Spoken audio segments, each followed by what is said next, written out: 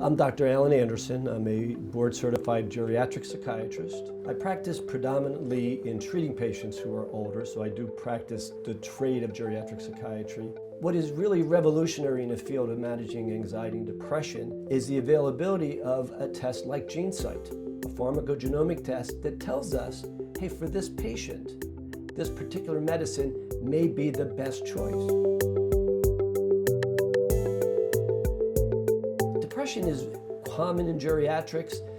You have two kinds of depression. We often see depression from people who have had lifelong depression, and so they're experiencing recurrence or another episode of the depression. And then you have patients who have depressions that come on in older age. Comorbidity is a tremendous issue in dealing with geriatric patients.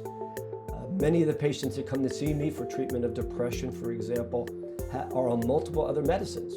Cardiac medicines, medicines for pulmonary disease, medicines for pain. Chronic osteoarthritis is a very common presentation with many of my patients. It's uncommon for me to have any geriatric patient to come in not on any medication. And so this does complicate things a bit because you now have to think of medication and drug interactions. And this is where pharmacogenomic testing and my use of the GeneSight test has also been quite helpful, because there are drug-drug interactions that we need to be aware of, but as important, it's essential for us to know if we're putting someone on a medicine that may have some drug-drug interaction, that we know how that medicine is going to be handled by this individual patient. And I've had patients in my practice where when you treat things like depression and anxiety, they may need fewer medicines for things like hypertension.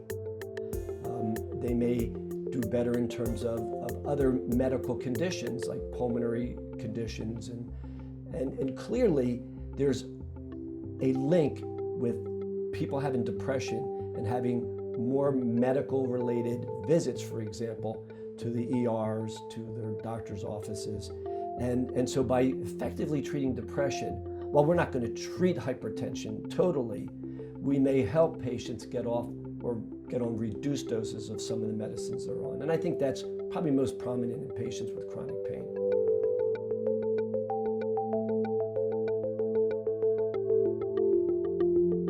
Medicare approves this test. Why would Medicare approve a test? One, it has to be a useful test. It has to provide information that will help the patient. And two, it has to be cost effective.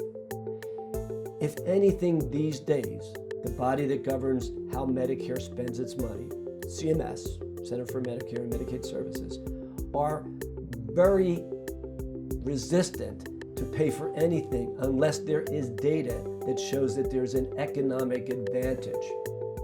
And Medicare has looked at the same studies I've looked at, and this test saves money.